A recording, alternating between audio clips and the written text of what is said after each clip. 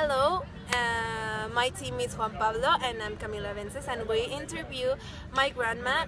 Her name is Maria Perez Cruz. She lives in Oaxaca. She has 100 years old. She was a witness of the revolution. When she was in Oaxaca, the revolution was going on, so she hid with her family in the sweepers, and they hid it there for many days. They had nothing to eat. They had no way to go out until the revolution guys helped them to get out when the fight stopped. Um, she met Emiliano Zapata, and she saw many of the camps they had in the revolution. She and her mom helped the fighters to get food, to get water, and to get supplies to survive the fight. Nowadays, my grandma and her husband live in Oaxaca. They have a house and they live behind a Pemex station.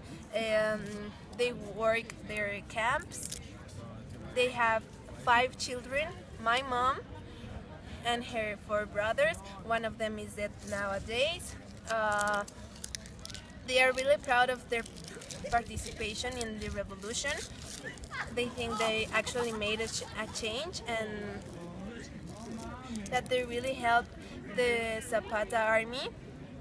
They still are. They still remember with great happiness the things that happened, and even though they got hurt or they had it really hard, they love what they did and they do not regret it. Okay. My grandma was a really adventure person, so she ran all over the camps and she met a lot of people. She helped the people that was sick, the people that would get hurt in the fights, and when the people shoot each other, she got really scared, and at some point they hurt her dad because he was fighting for the people. He was part of the Emiliano Zapata army. Her family is really important in this fight because they were all witnesses of this and they participate actively in this fight. When she was young, she met my my grandfather, and they fell in love in times of the revolution. After the revolution got like worse, my grandfather got really sick, so my grandma helped him and cure him and lots of things. She really liked the fight that she was fighting for, and she is really she's a really patriotic person. And it was 1910 when Madero wanted to remove Porfirio Diaz from the presidency of Mexico after being about 30 years on the presidency from 1876. But what Porfirio did to win the elections was put Madero in jail in 1910. She was, her grandmother was 6 years old at the time, and when that happened, things moved a lot in the country, and a lot of people started to get angry. The Madero movement started for democracy, and the country started to find out where Madero was before he was released by the Plan de Ayala in 1911. When Madero escaped, he launched another plan to remove Porfirio Diaz, but Porfirio Diaz quit the presidency, and Madero was elected for a short while. When he was elected, In the beginning, a lot of people liked him, but after a while, he did not promise some of his caudillos the things he promised. So he was in a lot of trouble, and a lot of people dislike him. Continue. My grandma still remembers when they shoot his father. She has really sad memories of it. His father died fighting for the country, and she's really proud of it, but she remembers that with real sadness. He died when she was just 8 years old, and that left a real big hole in his heart, because she misses him and she misses him a lot.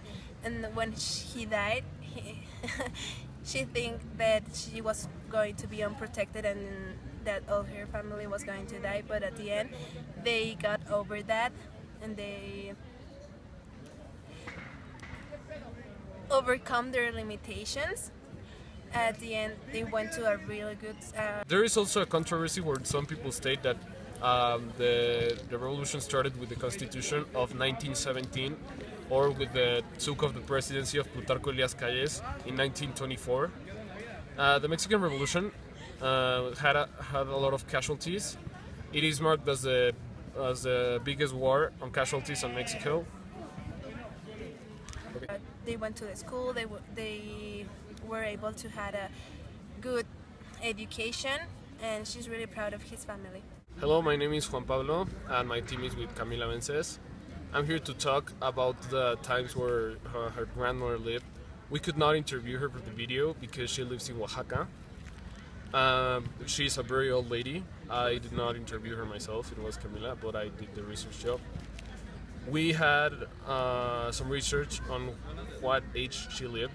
She lived through the last years of Porfirio Diaz, and she explained that it was really hard for her whole family because at the time it was when Porfirio Diaz's last years of reign, because she was born in 1904.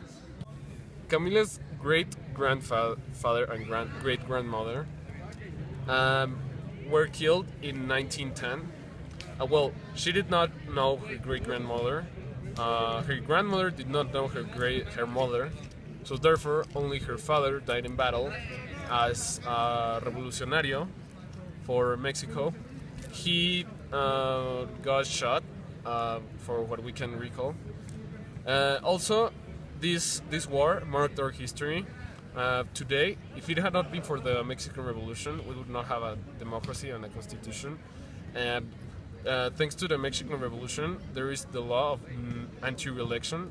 You cannot reign the presidency for more than 6 years and be re-elected. Once you have your 6 years, you have to get out of the presidency. It has also marked how we deserve rights as Mexicans and our independence from other countries. And she is now really concerned about her past. She doesn't remember a lot of things, but she remembers like what mostly marked her life. And today I'm gonna talk to you about what age she lived and what was happening at the time of the country.